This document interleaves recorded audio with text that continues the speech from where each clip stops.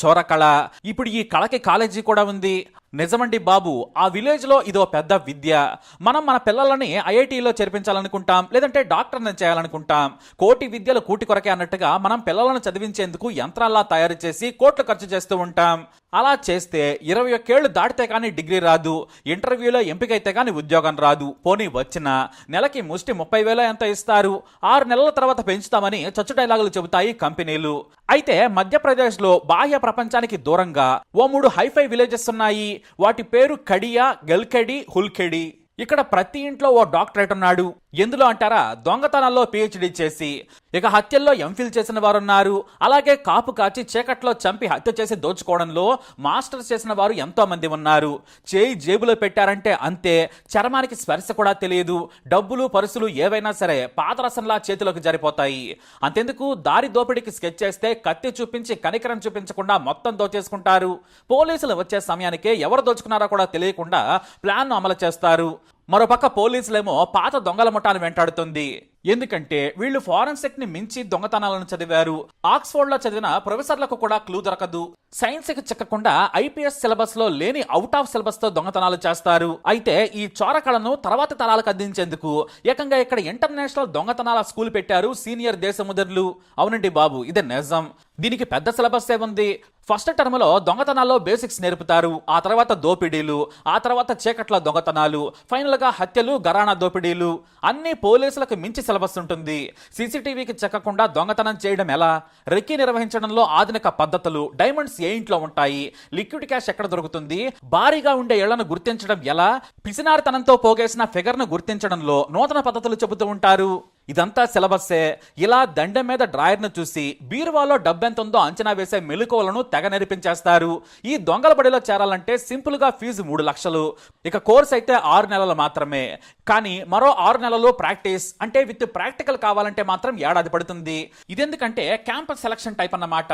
అంటే కోర్సు పూర్తి కాగానే మధ్యప్రదేశ్ నుంచి ముంబై వయా చెన్నై, ఆ తర్వాత హైదరాబాద్ వరకు తీసుకెళ్లి దొంగతనాల్లో తర్ఫీదిస్తారు. దోపిడీల్లో వాటా కూడా ఇస్తాయి ఈ ముఠాలు. అలానే ఓపెన్ బోర్డు పెట్టి ఈ దొంగల స్కూల్ నడపడం లేదు సీనియర్లు, గుట్టుగా ట్యూషన్ మాదిరిగా నడుపుతున్నారు. ఇప్పటికే ఈ 3 మాత్రమే కాదు, తమ బంధువులు ఇతర పక్క గ్రామ పిల్లలు కూడా నేర్చుకుని మొత్తం దేశం మీద పడ్డారు. మొత్తం 300 మంది గత 10 ఏళ్లుగా పాస్డ్ అవుట్. అలాగే 2023 దొంగల బ్యాచ్ కి మోస్ట్ మోడర్న్ అని బెస్ట్ సర్టిఫికేట్స్ కూడా ఇచ్చాయి ఈ స్కూల్స్.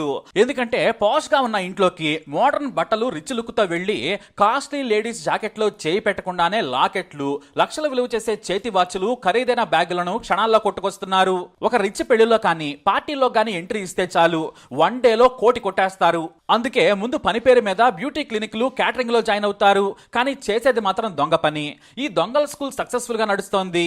ఈ దొంగలంతా నేడు గజ దొంగలుగా, హంతకులుగా సక్సెస్ఫుల్ గా వ్యాపారం చేస్తూ ఈ స్కూల్ కి మంచి పేరు తెచ్చిపెట్టారు. కేవలం చోరకళను నేర్పి కోట్లు సంపాదించారు సీనియర్ దొంగలు. ఫర్ యువర్ కైండ్ ఇన్ఫర్మేషన్, వీళ్ళు ఇప్పుడు దర్జాగా కార్లు నడుపుకుంటూ 100 ఎకరాలు భూములు కొని రిచ్ అయిపోయారు. తమ స్టూడెంట్స్ ని మాత్రం దేశం మీద పడి దోచుకోమని పంపుతున్నారు. మరి ఎంత ఫీజు చెల్లించి తమ పిల్లలను ఈ స్కూల్లో చేర్పిస్తున్నారా అంటే నిజంగానే చేర్పిస్తున్నారు. ఎందుకంటే రాబడి విపరీతంగా ఉంది కదా. ఆస్తులు అమ్మి మరి 8వ తరగతి పూర్తి కాగానే ప్రభుత్వ స్కూల్లో నుంచి తీసేసి ఈ దొంగల స్కూల్లో చేర్పిస్తున్నారు పేరెంట్స్. ఎందుకంటే ఒక లక్కీ జాక్పాట్ దొంగతనం దొరికితే చాలు సూపర్ రిచ్ అయిపోవచ్చు అనేది ఆశ. అలానే దొంగలు ఇప్పుడు దేశం మీద పడ్డారు. మొత్తం 300కు పైగా దొంగ కుర్రాళ్ళు వేరువేరు సిటీల్లో అదే పని మీద ఉన్నారు. సరే, బాగానే ఉంది. మరి ఈ దొంగలు ఎలా దొరికారనుకుంటున్నారా? పోలీసులకే ఓ దొంగ కళ షాక్ నిచ్చింది. ఆగస్టు 8, 2024 జరిగిన జైపూర్లోని ఓ దొంగతనం పోలీసులకు చుక్కలు చూపించింది. ముంబై నుంచి వచ్చిన ఓ rich business family hotel Hyatt లో డెస్టినేషన్ మ్యారేజ్ చేసుకుంటుంది. 2 వైపులా కుటుంబాలు, వేల కోట్ల వ్యాపారస్తులు. పెళ్లి గ్రాండ్ గా జరుగుతోంది. అంతా బాగా సెట్ అయిందనుకున్న సమయంలో పెళ్లి కూతురుకు పెళ్లి కొడుకు తండ్రి సర్ప్రైజ్ గిఫ్ట్ ఇద్దామనుకున్నాడు. కానీ రూమ్ లో బ్యాగ్ కనిపించలేదు. 1 కాదు 2 కాదు, 1.5 కోటి విలువైన డైమండ్ యాంటిక్ జ్యువెలరీ అది. దీంతో వారికి ముచ్చెమటలు పట్టాయి. హోటల్ మేనేజర్ ని పిలిచి వార్నింగ్ ఇచ్చారు. సార్, మీ గదుల్లోకి మీ బంధువులే వస్తారు, మా వాళ్ళకి అనుమతి లేదు కదా అని చెప్పారు వాళ్ళు. వెంటనే పోలీసులకు ఫిర్యాదు చేశారు హోటల్ యాజమాన్యం. రిచ్ పెళ్లి, పైగా జైపూర్ టూరిజం పరువు పోతుందని ఉన్నతాధికారులు అధికారులు సీరియస్ గా సీక్రెట్ గా కేసు విచారణ మొదలుపెట్టారు. సీసీటీవీ ఫుటేజ్ ను పరిశీలించారు పోలీసులు. అప్పుడే ఓ 14 ఏళ్ల కుర్రాడు చేసిన దొంగతనం షాక్ ఇచ్చింది.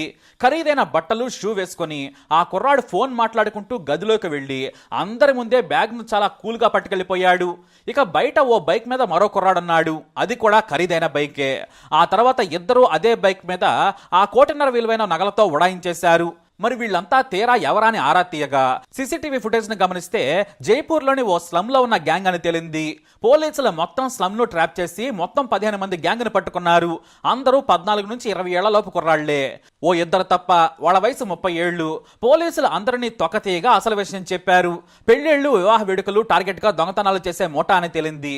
వీరంతా డెకరేషన్ నుంచి క్యాటరింగ్ వరకు పెళ్లి వేడుకల్లో సులువుగా వెళ్లే వాటిలో పనికి కుదురుతారు, కానీ చేసే పని మాత్రం వేరు. అయితే రిచ్ హోటల్స్ లోకి వెళ్లడం కుదరదు కాబట్టి ఖరీదైన బట్టలు వేసుకుని వెళ్లిపోతుంటారు.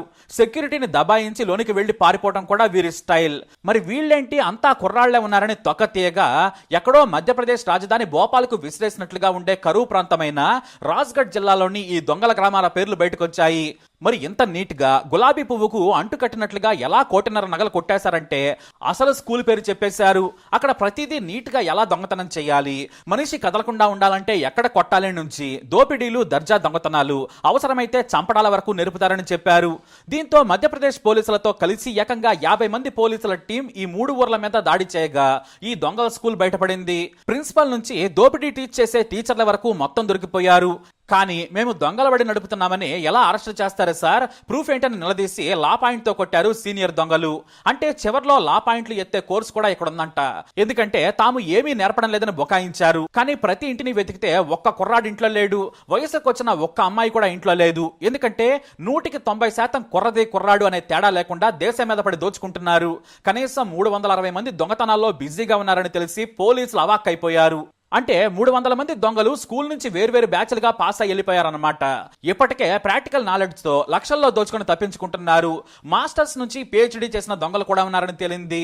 దీంతో వారందరి పేర్లను పోలీసులు తెలుసుకున్నారు. కానీ ఆ దొంగలు ఇప్పుడు మారు పేర్లతో దేశం మీద పడ్డారు. అందరూ పర్ఫెక్ట్ స్కూలింగ్ తో, సర్టిఫికెట్లు మాత్రమే లేవు కానీ డిగ్రీలను మించి దొంగతనాలు చేస్తున్నారు. వీరిలో చెడ్డీ సిలబస్ చదువుకున్న చెడ్డీ గ్యాంగ్, నెక్కర్ సిలబస్ చదువుకున్న నెక్కర్ గ్యాంగ్, తాళాలు వేసి ఉన్న ఇళ్లను దోచుకునే లాక్ గ్యాంగ్ తో పాటు ఎంతో మంది స్టూడెంట్స్ ఉన్నారు. మరి జాగ్రత్తగా ఉండాల్సింది ఎవరు? మనమే. ఎందుకంటే వీళ్ళంతా చదివింది మద్రాస్ ఐఐటిని మించి, అలాగే స్టాన్ఫోర్డ్ ని మించిన అవుట్ ఆఫ్ సిలబస్ దొంగలు వీళ్ళంతా. కాబట్టి జాగ్రత్తగా ఉండాల్సింది మనమే. మరి ఈ దొంగల బడిపై మీ అభిప్రాయాన్ని కామెంట్ ద్వారా తెలియజేయండి. ఇలాంటి ఇన్ఫర్మేషన్స్ కోసం వీడియోని లైక్ చేయండి, షేర్ చేయండి, మా ఛానల్ని సబ్స్క్రైబ్ చేసుకోండి.